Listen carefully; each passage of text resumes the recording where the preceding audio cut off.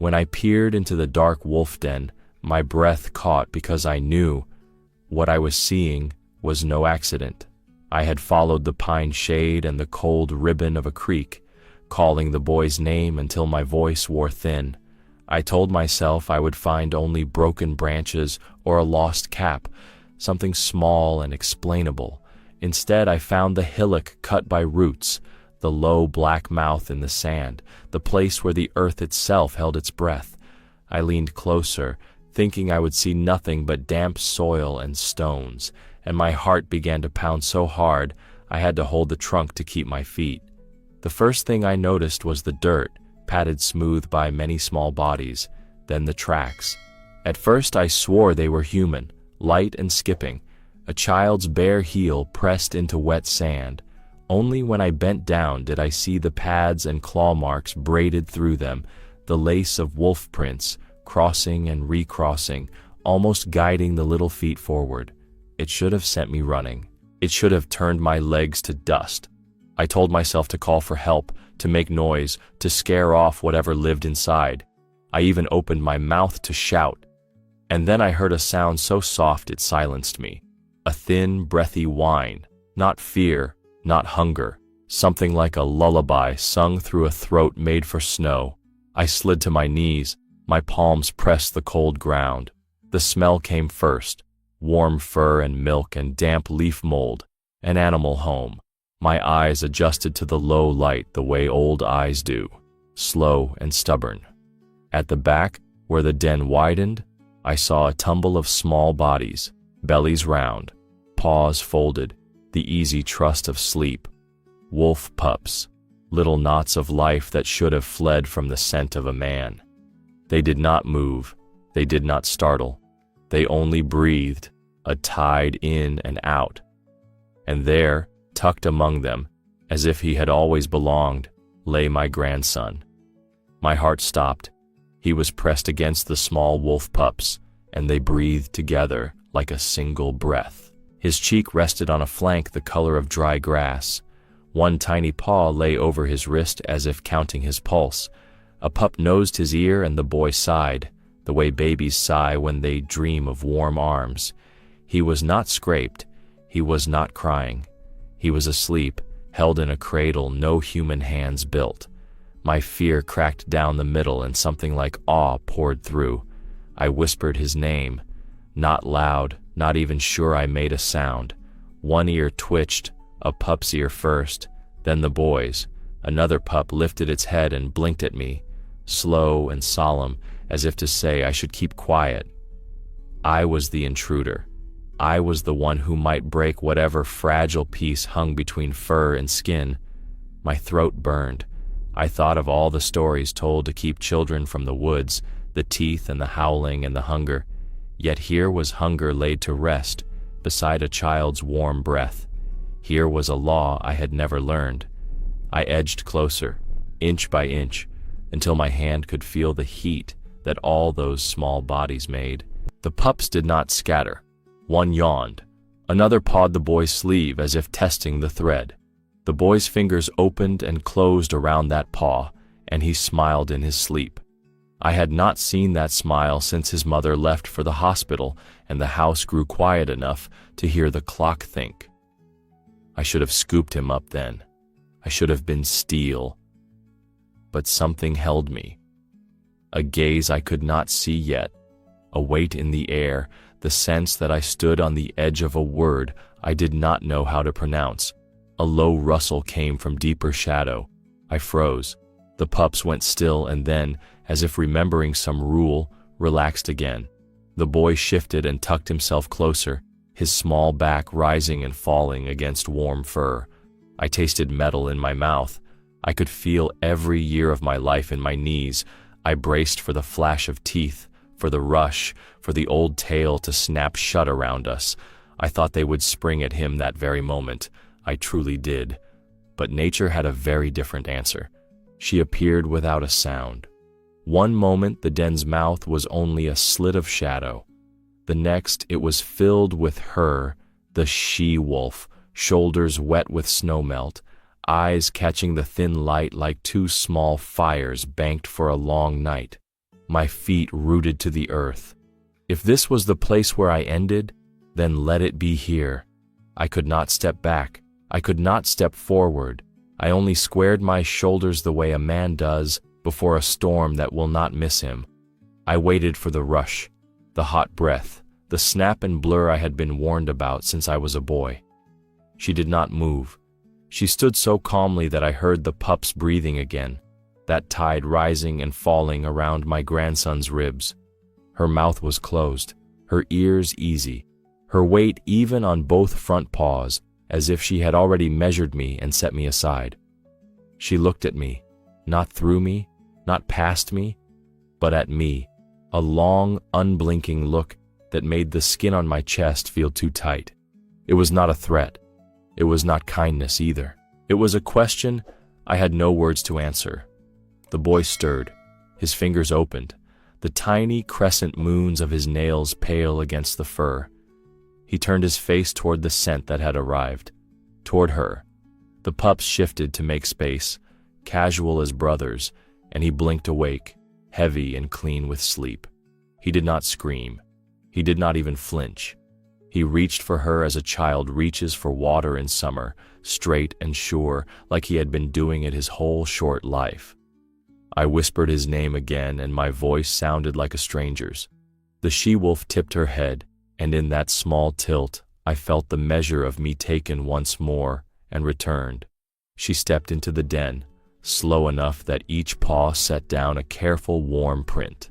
The pups nosed her legs and rolled their backs against her. My grandson lifted his face and stretched his hand toward the scatter of her whiskers.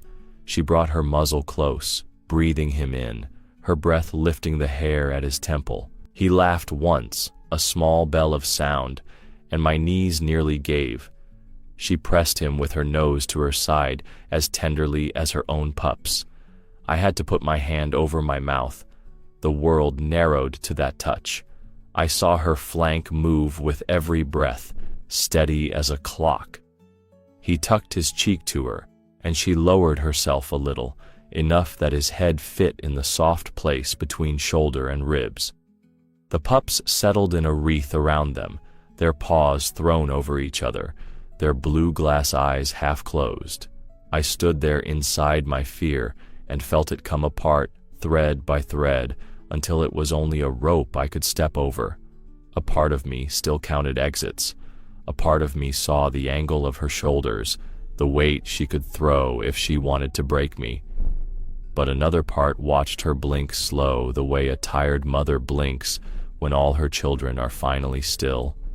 She flicked an ear toward me, not warning, not welcome, a simple acknowledgement that I existed and had not ruined this moment. I had prepared my whole life to defend this boy with my body. I had not prepared to stand very still and let the wild hold him while I learned how to breathe again. The den was warmer now, or maybe it was only the heat coming back into my hands. The smell of milk was stronger.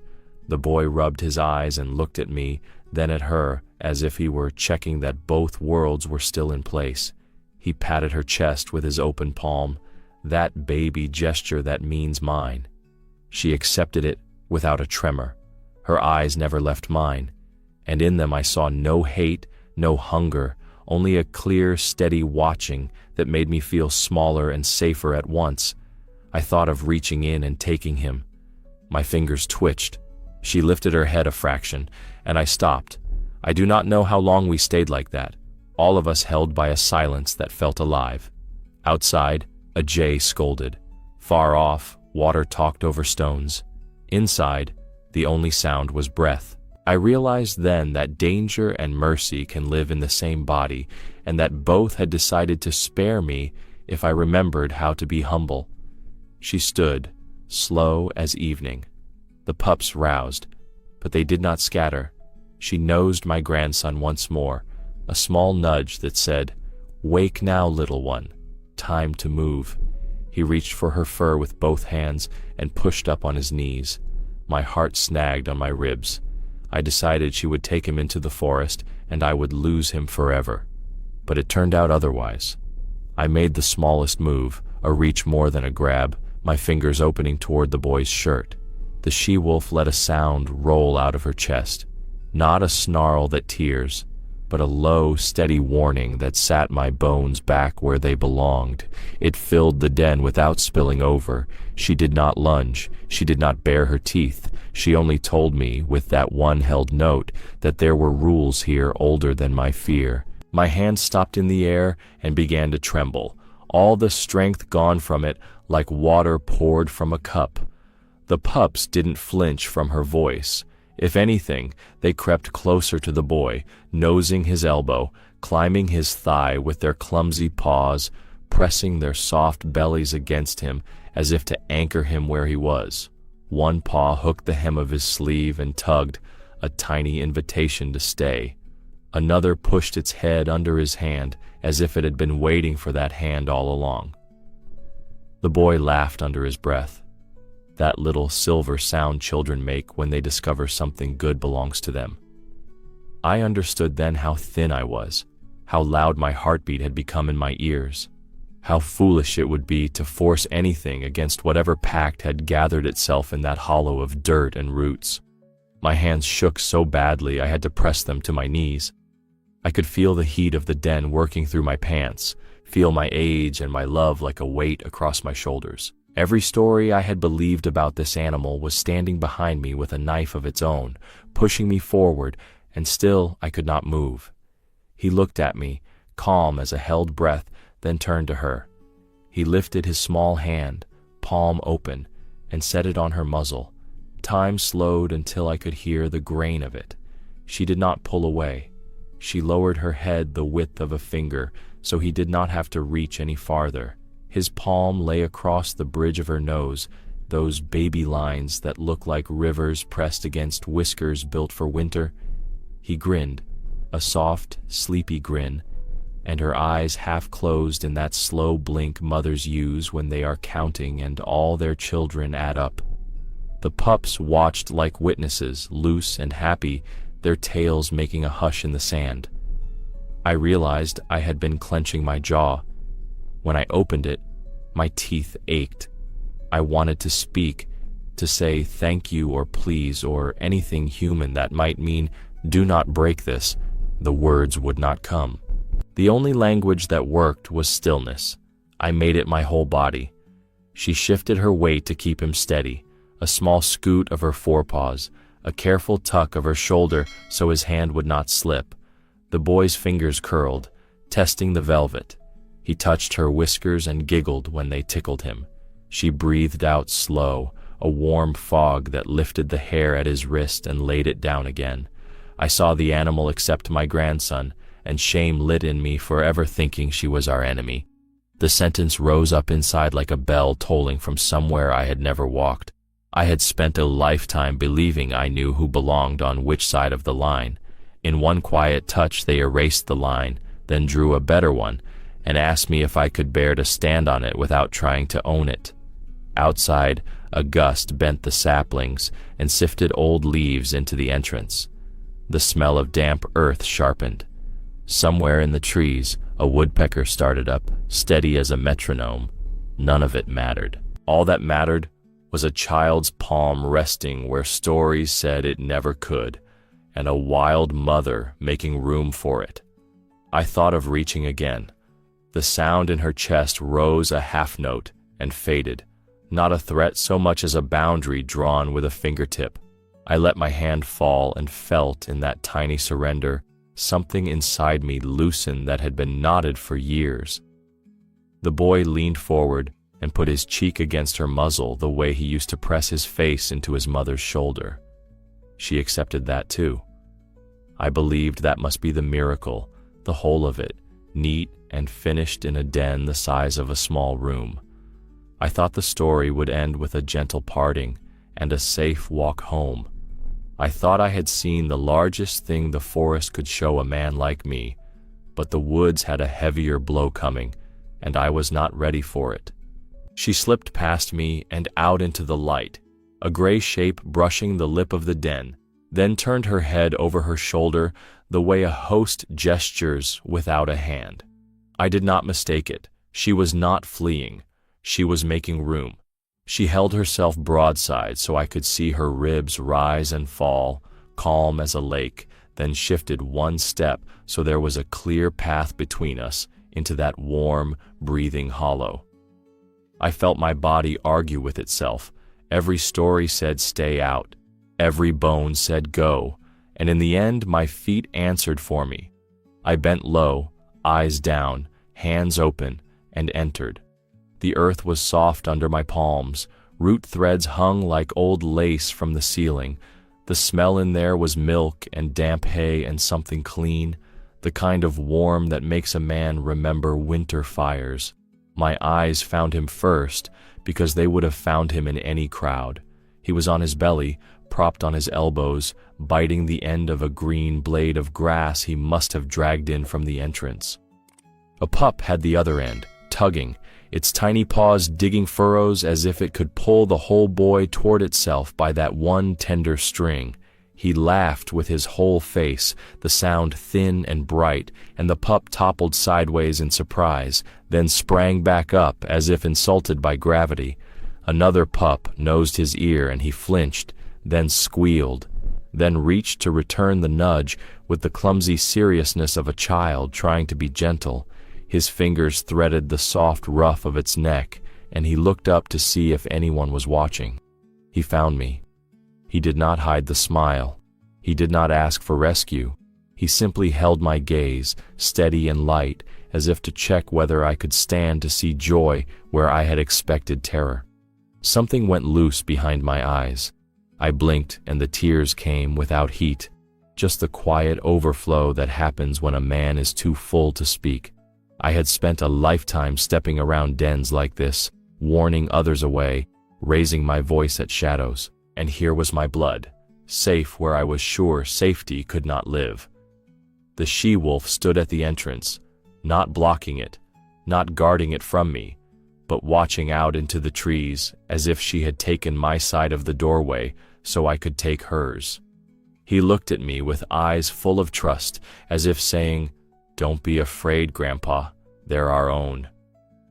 The pups tumbled over his legs, greedy for the place that smelled like sun and human skin. One cuffed his ankle with a paw and then stilled, surprised by the shape of that little bone under the sock.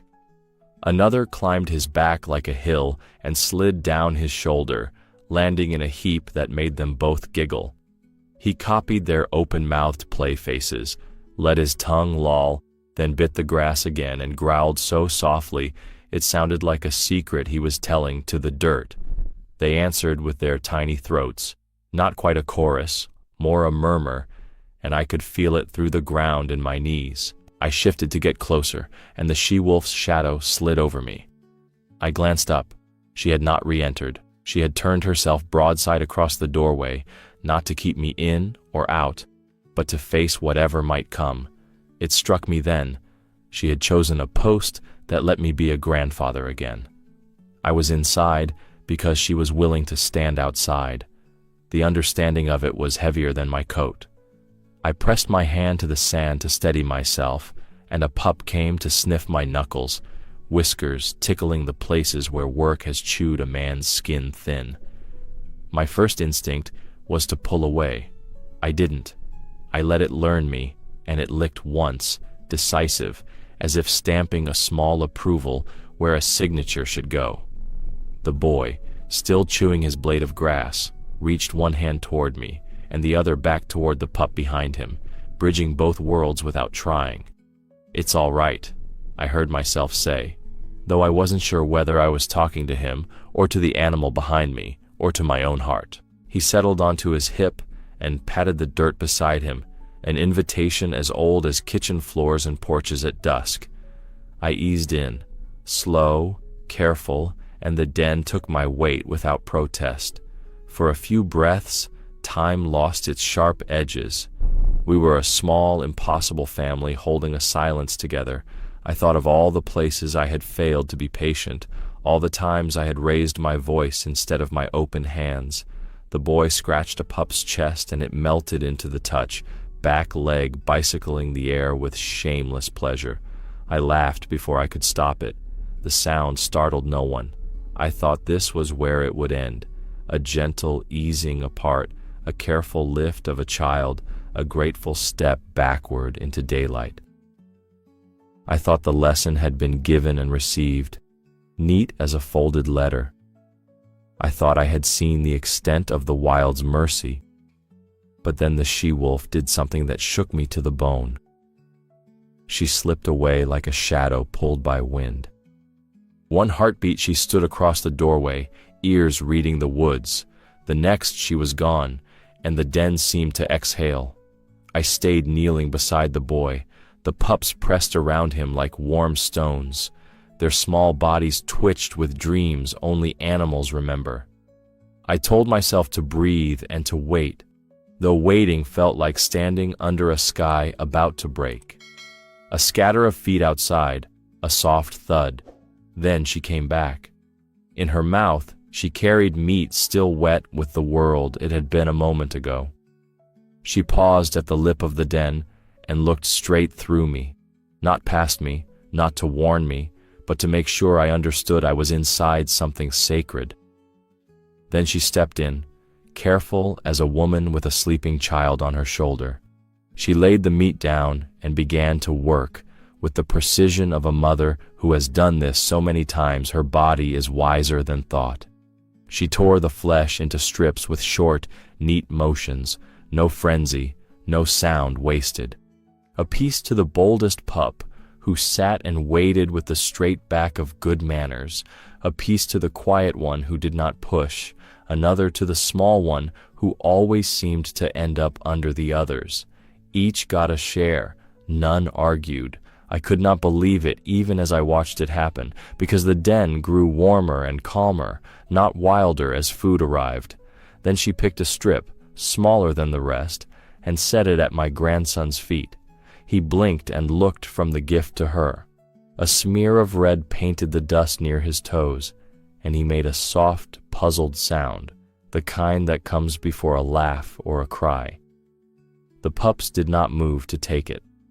They glanced at him, then back to her, as if the rule were written in the air. She nudged the strip with her nose until it slid against the cloth of his sock. He reached down with 2 fingers, touched it, wrinkled his nose at the smell, then looked at me as if to ask, "Is this allowed?" I had no law left to give him. The only truth in me was what I saw. He lifted the strip to his mouth. He tasted. He chewed. He made that little nod babies make when something pleases them against their will. The pups watched with a peace that broke me open. One licked the grease from his wrist with tiny, polite strokes. Another rested its chin on his knee, patient as Riverstone. She fed him like a son. I understood. The animal had claimed him as her own. My hands shook. I set my palms flat to the earth to keep from swaying. I had come ready to fight the wild for the boy. The wild had laid dinner at his feet and asked me if I could live in a world big enough for that. He tore another small bite and held it out to the nearest pup. It took the morsel so gently his fingers came away clean. He laughed, a thin bell, and offered more. She watched, nothing in her body tense, as if this exchange of breath and food had been agreed upon long before I arrived. I whispered, "Thank you." I did not know who I was speaking to. Maybe to the old trees that bent over the den, maybe to the woman the boy still cried for in his sleep, maybe to the animal who had made space for me to keep my promise without breaking hers. The smell of iron and milk mixed in the warm air. I felt foolish for every time I had called them monsters. I felt small enough to start learning. She gathered the leftover meat with one paw and pushed it closer to my knee, not offering it to me, not daring me, merely clearing the floor so the pups could finish without jostling the boy. He wiped his mouth with the back of his hand the way his mother used to scold him for, and grinned at me, grease shining at the corner of his lip. I almost laughed, and then I did, and the sound sat soft in the den, a new animal that belonged. I thought that was the limit, the far edge of miracle, the moment a man carries for the rest of his life like a smooth stone in his pocket. I thought nothing larger could fit inside a day already so full. But then she lifted her head, and I saw something in her eyes that brought tears to mine, and I knew the forest was not finished with me. I said his name, not loud, not sharp, just the way I used to call him from the porch when the light went soft. The sound felt small in that warm hollow, a thread I let drift toward him. He turned his head, first to me, then to her, and back again, as if his eyes were a pair of hands trying to hold two things that mattered the same. The pups paused, mid-tumble, listening to a rule I could not hear. I thought he would launch himself into my arms and be done with it, the clean ending a frightened heart begs for. He did not. He measured us. He pushed up on his palms and knees. The she-wolf shifted a half step, not blocking, not urging, simply placing herself beside him the way a mother gives a child the wall when the floor feels too wide. Her coat brushed his shoulder and steadied him. He looked at her, like a boy looks at the shore before he steps off the boat, then looked at me like a swimmer judges the distance to the pier. My name still hung in the air between us, and I understood it had become a bridge, not a rope. I reached a little, slow enough that even the dust had time to settle around my fingers. He inched forward, one knee, then the other, stopping to touch a pup's ear as if the ear had asked for a blessing. The pup licked his wrist and let him go. No protest, no claim, only that soft permission babies and animals trade when grown folk are wise enough to keep quiet. The she-wolf tipped her head toward the doorway, leaving a slice of light across the floor for him to follow if he chose. She did not demand. She allowed. He came close enough that I could see dried milk at the corner of his mouth. I put my hand out, palm up, an old man's country laid bare. He set his small hand in mine, then reached his other hand back without looking and found the she-wolf's side. His fingers burrowed into her fur and held. He held my hand and her flank at the same time, and I did not know which of us he belonged to more. The truth of that lifted something heavy off my chest and replaced it with something heavier still. Joy and grief stood shoulder to shoulder in me and would not take turns. I wanted to pull. I wanted to praise. I wanted to kneel and thank the dirt for inventing itself sturdy enough to hold all of this without caving in. The boy rocked to his feet, a little wobble, the way children do when the body is still new. She leaned into his palm to steady him, and I curled my fingers around his to steady me. He looked from my face to hers. In his gaze I saw two homes, neither of which he had words for. The pups spread out in a loose crescent, watchful and oddly formal, like cousins at a leave-taking. One scooted a pawful of sand, as if to mark the moment. The air in the den changed, not colder, not warmer, but clear, the way a room feels when the hardest part of the talk has been said and no one is angry. I tried to thank her with my eyes. She answered by doing nothing at all, which was the rarest gift. She stood near enough that his knuckles still pressed her ribs, far enough that my arm could guide him without brushing her. Her breath moved along his wrist, slow as a lullaby. He leaned into both of us as if he had been born to carry two weights and make them one. We took a step, the three of us. It was clumsy and holy. My boot scuffed the floor. Her claws rasped softly. His bare toes found the cool lip of daylight and curled. Outside, a jay screamed once and went quiet. Far off, water worried the stones the way worry worries a man's thoughts. Her ear turned toward the sound and back again, noting it, dismissing it, then settling on me as if to say, "Your turn," or I could have lifted him then. My arms knew the move, had practiced it in kitchens and parking lots, and after long car rides when sleep claims a child like a tide. But I did not rush. I wanted him to choose. He turned his face up to mine and smiled, small and tired and sure, and the smile made a path through the years straight to the day he first wrapped his fingers around mine and would not let go. I bent and gathered him, slow as prayer. He did not let go of her. She did not let go of him. For a breath we were a single shape, a man and a child and a wild heart, touching the same moment with everything we had. Then his fingers slid free of her fur. She stepped closer, not to stop me, but to walk beside us, shoulder even with my knee, the way a mother walks when she is handing a child to a father and refuses to make it a tearing. Peace lay over us like a blanket warmed by morning. I thought it had ended in peace. But then the impossible happened. They gathered the way clouds gather before rain, quiet, certain, already halfway gone. One by one the wolves drifted from the trees, narrow and tall in the low light, their pads making almost no sound on the needles. The she-wolf stood between me and the world, not to block, not to warn, but to hold the last small piece of time in place. I felt the boy's breath on my neck and the heat of his small body in my arms. My legs wanted to walk, my heart would not move. She stepped close. Her nose found the boy's hair, and she pressed him once, so gently it barely stirred a wisp. He leaned toward her without thinking, the way a child leans toward sleep. A soft sound came out of him, not quite a laugh, not quite a cry. My fingers tightened. I knew what goodbye feels like. This was that, but older. Around us, the pups were restless with something they did not understand. They pawed at the ground, nudged each other, stretched their thin legs as if the earth itself had told them to stand taller now. One tried to climb my boot and then thought better of it, sitting instead with a seriousness that made my throat ache.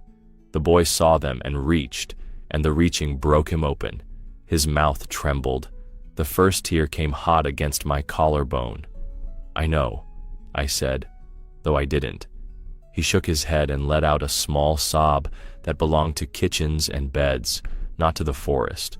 He reached again, both hands this time, toward the pups pressed like stones near the den mouth. They nosed the air and whined a little, that thin wire of sound that runs straight to a man's ribs. I wanted to set him down. I wanted to keep him forever. Both once fought, and neither won. The she-wolf looked at me. She did not glance. She did not skim. She held me in that look until all the noise in me sat down and listened. She looked at me as an equal, and I understood. She had entrusted me with his life. I could have fallen to my knees under the weight of it. Fear and gratitude came like two tides meeting, rough and beautiful and loud inside my chest. I dipped my head because there was nothing else a man could offer a queen. She answered by shifting her shoulder half an inch toward the trees, opening a space as small and as vast as a door. The pack felt it. They turned as one and took a few settling steps, making a narrow aisle between them without touching us, as if they too knew this passing needed room. The boy cried harder now. He twisted in my arms, wanting to be in two places at once. The smallest pup trotted up and placed both paws on my shin, looking from him to me with a face too young to understand rules. The she-wolf chuffed low, and the pup dropped back, not scolded, only reminded. She leaned in and touched the boy's forehead again, slower this time, and he quieted the way a bell quiets after the last strike. I felt his hand open against my chest. He reached it out toward her, spread wide and shaking. She sniffed his palm once and held it in her breath, and then she stepped back. I told myself to go. My boots wouldn't. The pack waited, patient as river stones. The wind moved one high branch and stopped. I thought I heard water. I thought I heard my own heart learning a new beat. The she-wolf's eyes stayed on mine, steady and clean. I thought it was just a look, but it pierced me so that I knew it was a blessing. I shifted the boy higher and felt him tuck his head under my chin the way he used to do when thunder walked the sky. He hiccuped once, then twice, then went still, listening. The she-wolf turned her head toward the darker trees, then back to us, and in that swing I felt the door close without a slam. The wolves began to move, not away exactly, forward, as if the forest had a path only they could see, and their bodies were the map. They passed us with room to spare, eyes soft, tails low, every step a promise not to break what had been given. We stood while they went. The last of them paused, a young one, bones still a little loose, and blinked at the boy as if to take his picture. Then it trotted after the others and was gone. Only the she-wolf remained. She took one slow circle, reading the air, then came close enough that I felt her warmth along my knee. She did not touch me. She didn't need to. The boy lifted his head. They looked at each other, and he tried to wave, but his hand only fluttered, heavy with tears. She breathed in, breathed out, and then she was only a gray shape sliding into green. I stood a long while, because moving felt like breaking a spell. The trees did not rush me. The den lay quiet, a small dark door that would mean something else tomorrow. I told myself this was the end of the hardest part. Peace sat with me like a tired friend, but the air held a new thread I didn't yet know how to name. A promise stretched tight between the E-hills and our small house. I thought I knew what came next. I was wrong. I shifted his weight in my arms and stepped backward into the light. The pack thinned into the trees the way breath fades on a window. There, then gone, leaving only the print of warmth. Needles pressed through my shirt. The air felt bigger than it had a right to, as if the forest had exhaled and taken us with it. I turned once more toward the den and saw only a dark, quiet door in the earth, as plain as a knot in wood. You would never guess what had just happened there. My legs shook anyway. We walked. The boy kept twisting to look over my shoulder, lifting his hand to wave at a space that seemed empty to me. He did it again and again, palm open, fingers fluttering, a small farewell that refused to end. I told him we were going home, and he nodded, but his eyes stayed on the trees. A twig snapped somewhere to our left, and he smiled like he knew the joke. I did not see a wolf, only the idea of one, a gray thought moving parallel for a few steps and then dissolving in the brush.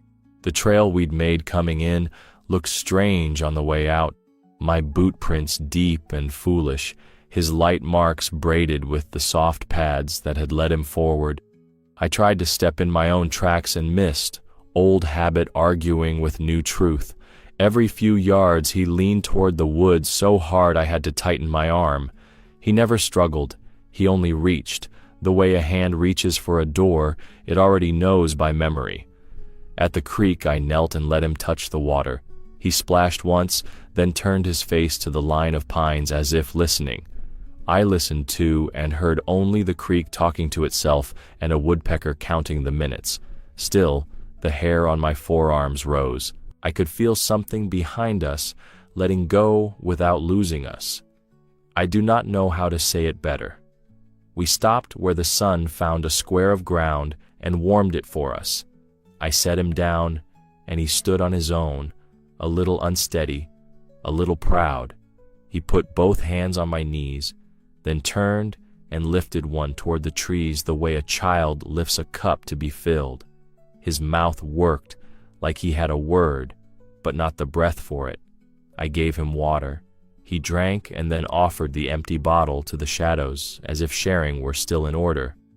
I carried him out of the den, but part of his soul stayed there, among those we call wild. The truth of that sentence sat heavy and right in me. I had the child. The forest held the echo. The trade felt fair in a way I could not have imagined when the day began. We moved again. A puff of fur caught on a blackberry thorn brushed my sleeve. I took it without thinking and tucked it in my pocket like a man palming a saint's medal. When I looked back, the thorn shook once and stilled, and the path behind us was only light and dust. He kept waving. Sometimes he used his whole arm, sometimes only 2 fingers, secret and small. Once he pressed his hand flat against my chest and patted, as if to calm the animal he could hear living under my ribs. I told him we were all right. I told myself the same.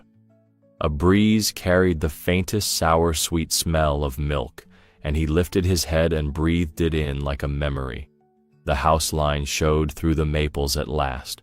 Roof, porch, the old chair where I wait out summer heat. The sight should have collapsed me with relief. Instead, I felt the room of my life tilt, walls sliding to make space for a door I had never noticed. I understood that the old rules would not hold, not with what he had learned, not with what I had learned watching him. We would be quieter now. We would listen more. We would leave out a bowl of water on hot nights and pretend it was for the strays, and we would both know better.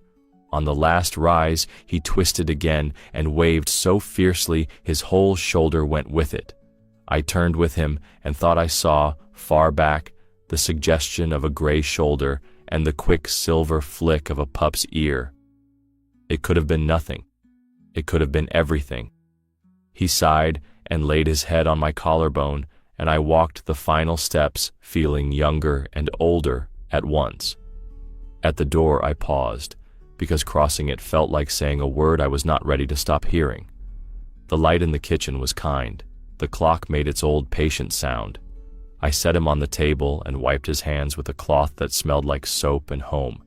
He looked past me to the window and smiled at the late patch of sky. I thought I would forget this day in time, tuck it in a drawer and close it, tell it only when company came, but it lives in me every night. That night I woke like a door opens in a quiet house, no reason I could name, just a cold thread pulling me up out of sleep. I lay still and heard it, a long, far sound rising from the dark line of trees, not angry, not hungry, a call pulled thin by distance until it was more sky than throat, a howl. My body knew it before my mind did. Every small hair on my arm stood up. Beside me, in the crib we dragged close to the bed, the boy stirred. His hands opened as if catching something falling through the room. He did not cry. He looked at the window, then at me, then back at the window again, the way he had looked between me and her in the den. Another howl moved across the night, a second voice weaving to meet the first. The glass trembled so slightly I thought I had imagined it. He answered them. Software, a child's breath shaped into a narrow line of sound, shy and steady, as if he were saying, I hear you. I am here.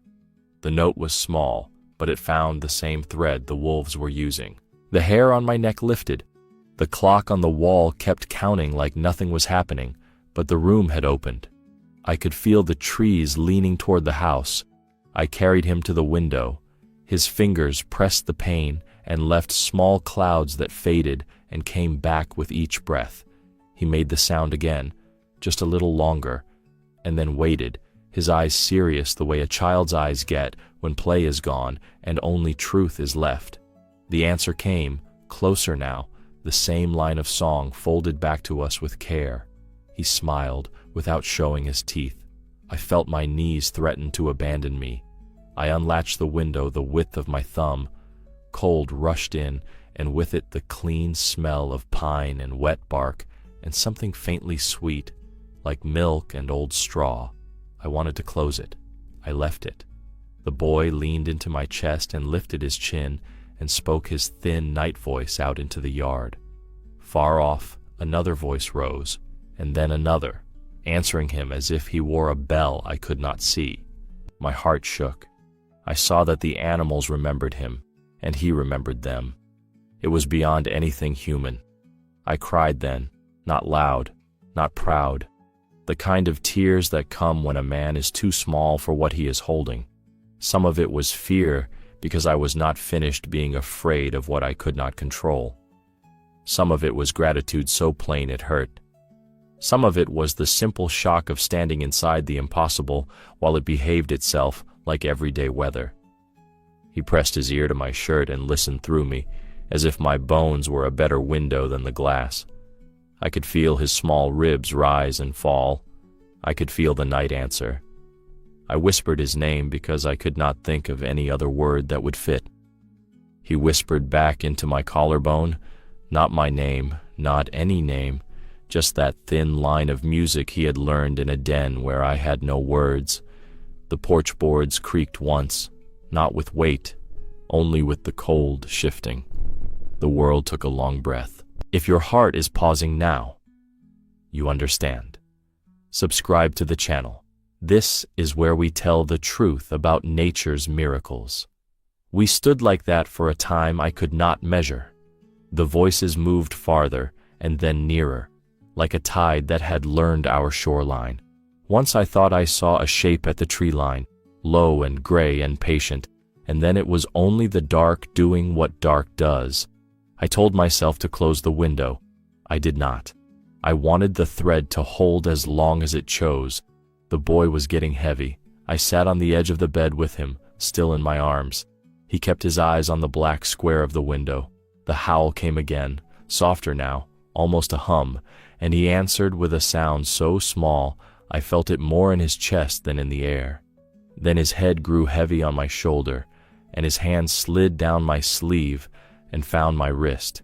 He held it like he had held her flank, sure and gentle, as if reminding both of us that the bridge was still there, even when a child sleeps. I thought the voices would stop and leave me with only the echo and the clock. They did not. They thinned and braided themselves into the night until I could not tell where one ended and the other began. The house learned the sound and kept it, like walls learn the smell of bread. I wiped my face on my sleeve and let the tears dry where they fell. I was not ashamed of them. They were the right price. After a while, I closed the window, slow so the latch would not click. The room held the scent of the outside anyway, as if the trees had followed us in and taken a chair. I laid the boy down and he rolled to his side and tucked his knees the way pups tuck theirs. He made one last small sound, more breath than voice, and the woods answered once, far and kind, as if to say, "Sleep now." He did. I sat in the dark and let the day come back in pieces. The den, the breath, the meat set at his feet, the trust, the leaving, the look she gave me that went all the way through and out the other side. I had gone to the forest believing in lines that could not be crossed. I came back with a door I will never close. I do not know what we deserve from a world like that. I only know what we were given. I do not believe what I saw, but I saw it myself. The she-wolf gave me my grandson and showed me that nature is wiser than we can imagine. If your heart is full of reverence right now, right, nature is wiser than us. Some angels wear wings, others wear scars and walk on four legs. The air shimmered over the scorched highway as heat waves danced in the distance. It was supposed to be a quiet Sunday in Mason Ridge, Texas, but fate had other plans. Officer Nathan Cole, a 52-year-old deputy known more for his stubborn silence than his sentimentality, tapped the brakes of his patrol SUV. There, in the middle of the empty road, stood a German shepherd, filthy, trembling, and with a look in her eyes that would unnerve even the toughest of men. Her fur was scorched in patches, likely burned. Her paw pads were worn to the bone. And her gaze, oh, that gaze, it didn't plead. It commanded. The dog stepped forward, limping. Then she stopped, turned her head back, waited. Nathan lowered his sunglasses. "You seeing this, Jesse?" His partner, Officer Jesse Moore, a younger, sharp-eyed patrolwoman, squinted through the windshield. "She's not running, and she's hurt." The dog took 3 more steps, then looked back again. Not to beg, but to beckon. Nathan opened his door and stood into the humid heat. "She's trying to lead us somewhere."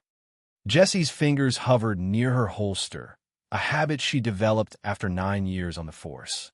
"You think it's a trap?" Nathan shook his head slowly, eyes narrowing. "No, it's a call."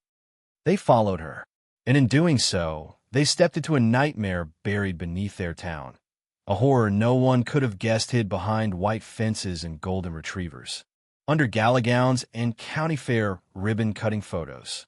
Welcome to the Heart Force channel, where you and I find more meaning in life through dog stories. Before we continue, please comment below and let us know where you're listening to this video. And if you have any dog stories of your own, feel free to share them with everyone. The shepherd led them off the asphalt, down a gravel road behind a shuttered feed store. Her pace was methodical, determined. Her ribs showed through her fur. Her gait screamed pain, but she didn't stop. Then they saw it, a rusting trailer at the edge of the woods. No tire tracks, no sign of life, but the dog picked up speed. Jessie's breath caught. She's trying to get inside. Nathan drew his flashlight and flicked it on, though sunlight still blazed. The air around the trailer reeked of chemicals and decay. The shepherd barked, a sharp, controlled bark, and then whined, scratching at the door. Nathan turned the handle. Unlocked. The smell inside made Jessie gag. Crates, steel cages, wires, for bags, animal hair caked to the grates. And in the far corner, 3 small German shepherd puppies. Sedated, breathing shallow. "Oh my God," Jessie whispered, kneeling beside the nearest crate. "They're drugged." Who would do this? The mother, because that's who the shepherd was, rushed to the cage and nosed it with frantic urgency. Nathan checked for signs of human presence. No one. Fresh food bowls, still half full. Whoever ran this place had left in a hurry. "What is this place?" Jessie asked, her voice shaking. "Some kind of experiment site?" Nathan knelt beside the shepherd and placed a hand on her back. She flinched but didn't bite. Her eyes were locked on her pups. Then he saw it, a number burned in her left ear. A0821. "She's been tagged," he muttered. "This ain't just cruelty. This is organized." They called in animal control and the department vet. The puppies were sedated with a drug cocktail used only in research labs. The crates were custom. The air vents rigged for silent airflow. Surveillance footage from a hidden cam revealed a man in uniform. One Jessie recognized. "That's Officer Travis Landry. Works night shift dispatch," she said, stunned. "He's never on patrol." Back at the station, things spiraled fast. Landry had gone missing. His apartment cleared out. But then something else happened. The shepherd, who the officers now called Shadow, refused to be taken in by animal control. She lunged at the van, then retreated, then sat by the door of Nathan's cruiser, staring at him. "She doesn't trust them," Jessie said. "She trusts us," Nathan corrected, opening the door. That night, Shadow stayed at Nathan's home. She refused to eat until she'd seen photos of her puppy's safe at the vet clinic. When Nathan held the phone up to her, she licked the screen. And then, for the first time, she slept. But only for 3 hours. As she was at the front door, pacing, growling toward the road. Nathan followed her out with a flashlight. Nothing. But Shadow stood tall, ears perked, tail stiff. "They're coming back," he whispered. At 2:14 a.m., Nathan's house was firebombed. If not for Shadow's warning, he and Jessie wouldn't have gotten out alive. The shepherd had nudged Nathan awake minutes before the Molotov cocktail hit the porch. She herded him down the hall, barked until Jessie snapped out of her sleep on the couch, and even dragged the emergency go bag Nathan hadn't touched in years. They watched from across the street as flames tore through the windows. "Someone doesn't want this story getting out," Jessie said grimly. Shadow didn't bark again. She just stood between them and the fire, watching, waiting. As dawn rose over Mason Ridge, Shadow began to pace again. Nathan grabbed his badge. "She's not done. She's got more to show us." Jessie looked toward the horizon. God help whoever's behind this. Mason Ridge looked no different the next morning. Same fluttering American flags on front porches. Same smell of biscuits and burnt coffee wafting from Cindy's diner. But Nathan knew better now, because behind the charm, something rotted. Shadow rode quietly in the back seat of his cruiser, eyes scanning every face on the sidewalk like she was marking enemies. Jessie drove, her hands steady on the wheel, but her jaw set like steel. They were heading to Hickory Ridge Veterinary Hospital. Shadow hadn't taken her eyes off the road since they left the smoking remains of Nathan's house. And when they turned onto Oakdale Road, her ears pricked, her nose twitched, and then she growled. Jessie slowed. "Something wrong." "Look," Nathan said, pointing.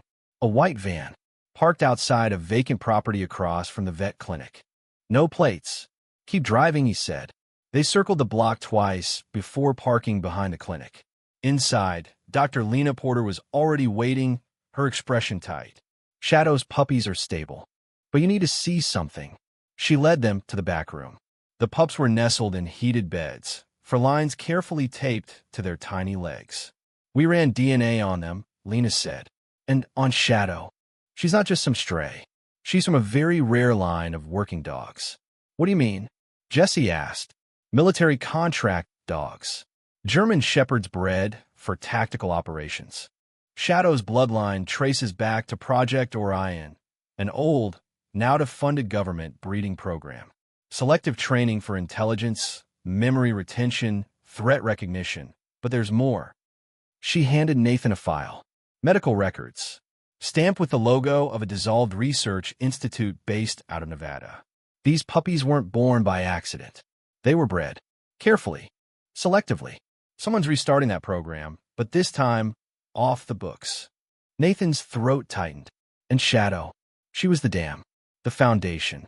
And she escaped, Jesse whispered. That's why they want her back.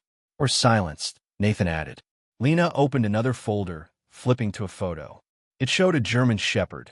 Same fur pattern as Shadow, but younger, healthier, no scars. This is her intake photo from a shelter in Amarillo 2 years ago. She was called Lexi then, surrendered by a private family who refused to answer follow-up questions. Nathan looked closer. Who surrendered her? Lena's expression turned cold. A man named Donovan Parks. He owns a construction firm that helped build the new wing of the Mason Ridge County Jail. He's also a donor to the mayor's re-election campaign. They were interrupted by a sharp bark. Shadow stood in the hallway, tail stiff, ears forward. She turned and bolted out the back door. Jesse ran after her. Shadow, wait. Nathan followed, heart pounding. They found her behind the clinic, nose to the ground, tracking. She darted across the alleyway and into a narrow side street. And there, on the sidewalk, was a young man, bleeding from a gash on his forehead. Next to him, a tan shepherd mix trembled, chained to a fence. A fresh branding mark scorched its flank. Shadow walked up slowly, not growling, not barking, just observing. Nathan knelt beside the man. Hey, son, you all right? He looked up, scared. They left me. Said I talked too much. Who? The ones in the van. I didn't know what they were doing. Swear to God. I just handled deliveries. Crates of dogs. Equipment. I thought it was rehab work for PTSD veterans. Jesse checked his ID. Leo Hanks. He's worked for Parks Logistics for over a year. Nathan turned to Shadow. Her eyes never left the injured dog. This is what she wanted us to find, he muttered. Back at the station. It was chaos. The fire marshal had ruled Nathan's house fire as arson.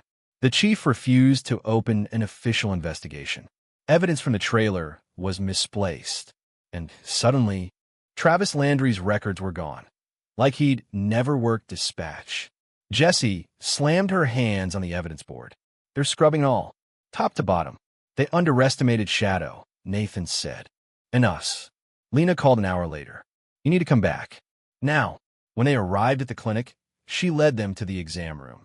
Shadow had opened a storage cabinet, on her own, and nosed out a cardboard box sealed with tape. Inside, old files, vet notes, GPS coordinates, all taken from a microchip embedded under Shadow's skin. She wasn't just trying to escape, Lena said softly. She was trying to bring this to someone who could stop it. Jesse flipped through the documents. Each file showed dates, weights, medications, marked with initials. A name stood out. D. Parks. Jesse's hand trembled. He's not just a middleman. He's running this whole thing. Nathan nodded. And now we've got proof. Shadow, sitting nearby, let out a long breath and rested her head on her paws. But her eyes were still open, still watching. That night, Nathan took Shadow to a safe house on the outskirts of town. A cabin owned by his late uncle, quiet, remote, no internet, no electricity, just peace. Jesse brought dinner. Shadow didn't eat. She stared at the fire, ears twitching every time a branch cracked in the woods. She's waiting, Jesse whispered. For them. They'll come, Nathan said. They always come for what they think they own. Shadow looked up. Her eyes met Nathan's, and in them was something ancient. Not fear, not pain, resolve.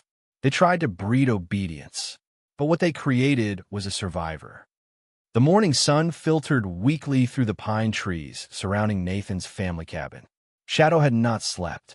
Instead, she had patrolled the perimeter with military precision, stopping at the same 3 corners of the property every 20 minutes.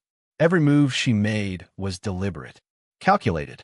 Inside the cabin, Nathan stirred a pot of coffee over a propane burner while Jesse reviewed the files they'd retrieved from Shadow's microchip. The GPS coordinates formed a perfect circle around Mason Ridge.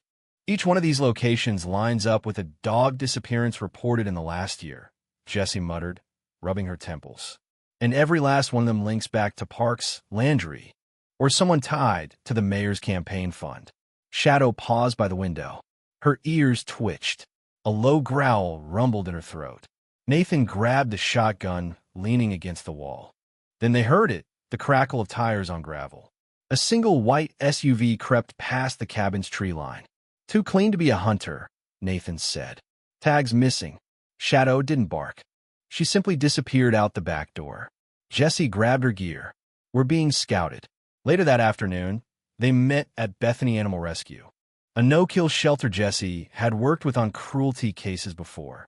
Beth, the director, was waiting outside with a grim face. You're not going to like this, she said, leading them through the back to a secluded room. Someone broke in last night. Took 2 of our trained shepherds. Left the others. These dogs weren't random choices. Same breed as Shadow? Nathan asked. Beth nodded. Same temperament. Same markings. She handed them a security still. A man in coveralls, blurry but familiar. Jessie's blood went cold. That's Officer Landry. Beth looked stunned. But he's off the grid, Nathan said, and apparently back in town. Shadow had come with them, and now she began pacing near the kennels, nose pressed against the bars of one cage in particular. Inside, a malnourished shepherd lay curled up, barely breathing. She came last week, Beth said, dumped outside the shelter. We named her Clara. Shadow nosed the bars, then barked, a soft, high-pitched sound Nathan had never heard from her before. Clara stirred. Her eyes opened slowly, and then, with great effort, she sat up. Shadow whined and pressed her head against the metal. They know each other, Jessie whispered. They're from the same program. Beth blinked back tears. They've been leaving them for dead. Nathan stepped closer. No, not for dead. For bait. Shadow growled. Later that night, Jessie brought Nathan a photo she'd found buried in one of the files, taken at a military demonstration in 2019. A line of uniformed soldiers stood at attention beside their K9 units. 4 from the left was a young German shepherd. Numbered collar, bright eyes, regal posture. That's Shadow, Jessie whispered, standing beside her handler, Lieutenant Marcus Callan. Nathan flipped through the pages until he found a discharge summary. Callan had gone AWOL. 6 months later, he was declared dead in a boating accident off the Gulf. Only, there was no record of a body. Jessie looked up. You thinking what I'm thinking? He didn't die. He disappeared, and Shadow was left behind. That's when Shadow did something extraordinary. She walked to the far end of the cabin, pulled open Nathan's duffel bag with her paw, and dragged out a faded photo tucked into the side pocket, a photo Nathan hadn't seen in years. It was of his daughter, Sophie, taken the summer before she was killed in a hit-and-run. Nathan knelt slowly. Where did you find this? Shadow licked the photo, then stared into his eyes. Jessie's voice broke the silence. She's showing you what matters. The next day, they returned to the GPS sites. At the 3rd location, a burned-out barn, they found a hatch beneath the floorboards. Inside, cages, shock collars, medical equipment, files stamped Taction, Tactical Genetics Inc. And one more thing, a mural of dogs on the wall, crudely painted with names beneath them. One name caught Nathan's eye. Sophie, not his daughter. A dog. Shadow walked up to it, touched the name with her nose. Jessie read the tag aloud. Subject 0. Female. Genetic asset. Status. Terminated. Nathan stared at the wall. They're labeling these dogs like property. Like machines. They're not, Jessie said, her voice sharp. They're soldiers. Survivors. Mothers. Shadow barked once. then began to dig at the corner of the room. A loose board. Underneath, a torn uniform. Bloodstained. A dog tag.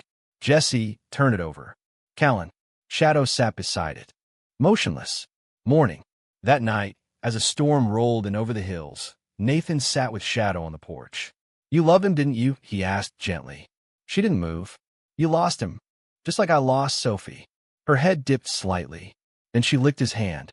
And in that moment, the lines between man and dog, handler and animal, grief and loyalty, all blurred into one silent, sacred bond. But peace didn't last. The next morning, the sheriff's office received a call. A break-in at Mason Ridge Elementary. Target, the nurse's office. Item taken, Emily's EpiPen. Nathan went cold. "That's Jesse's niece." Jessie paled.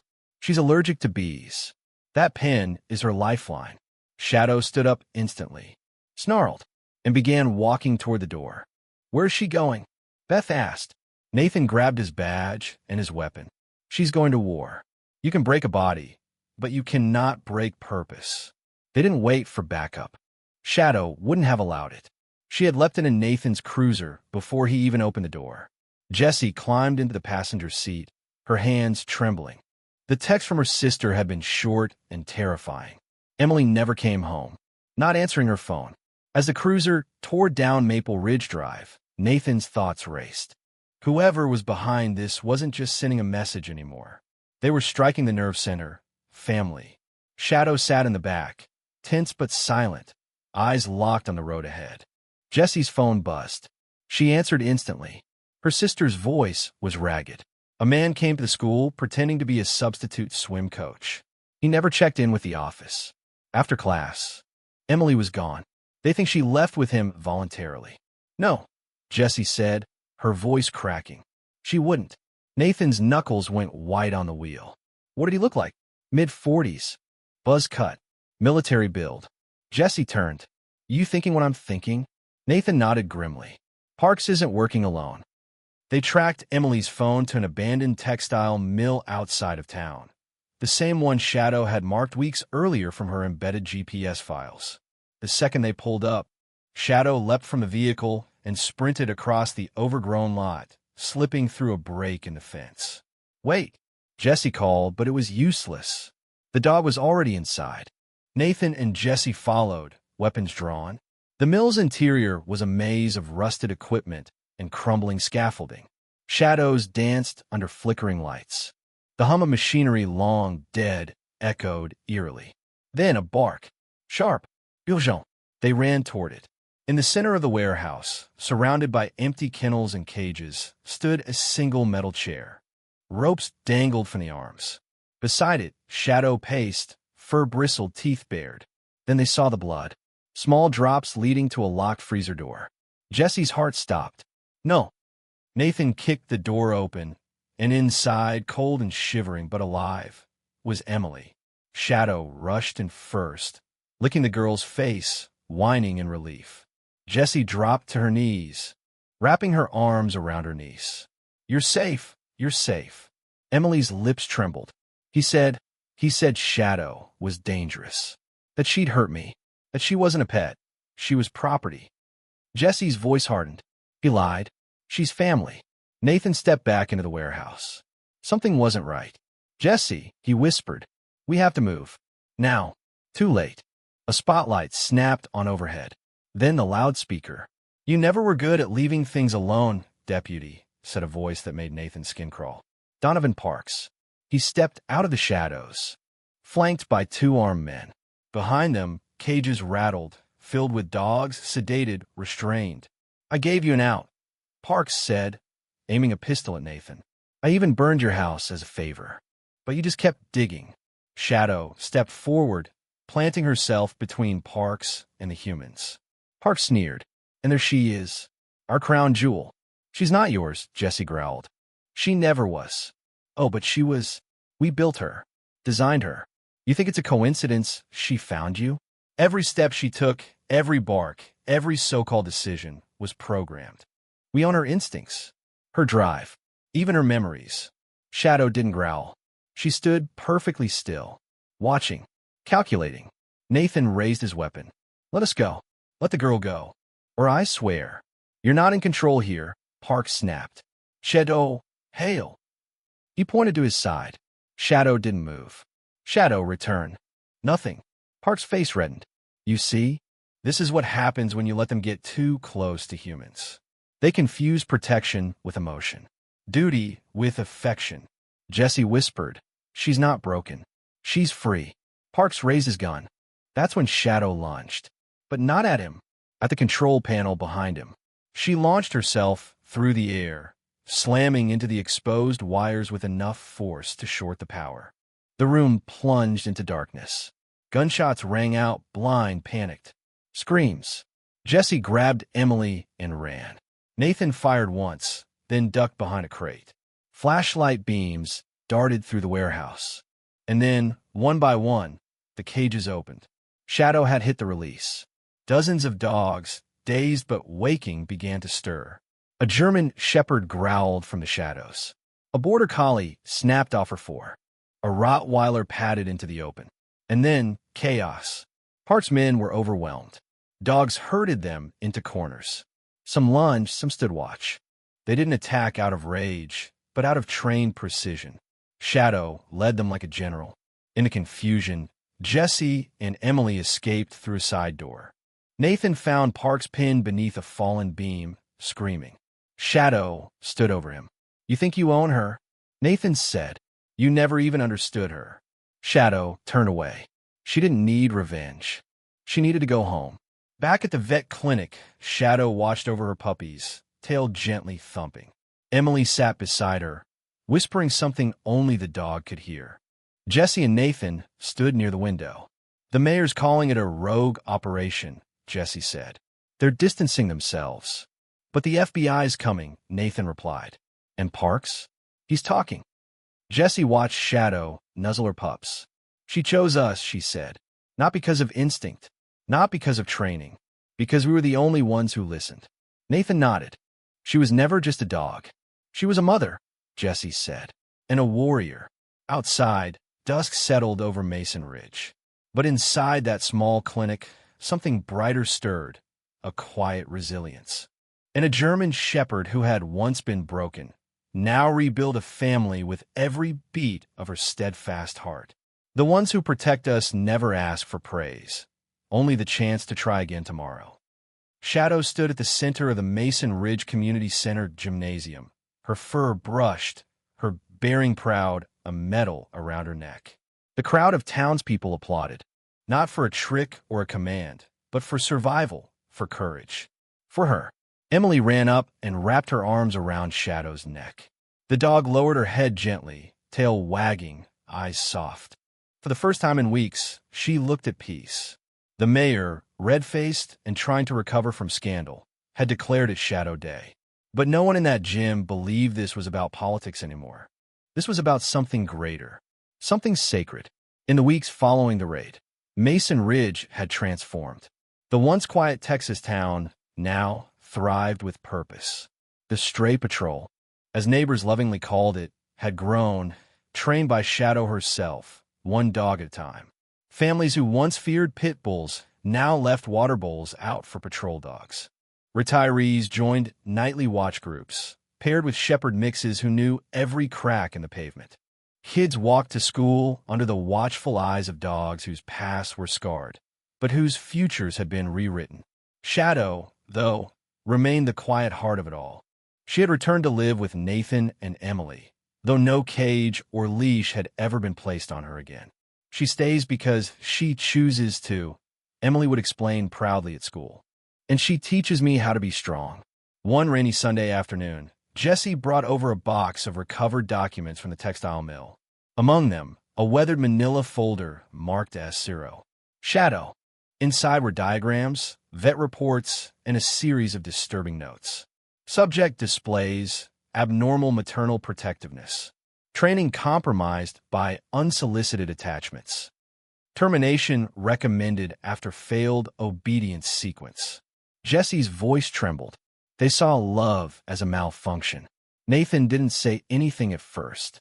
He just walked to the window where Shadow lay beside Emily, watching the rain fall.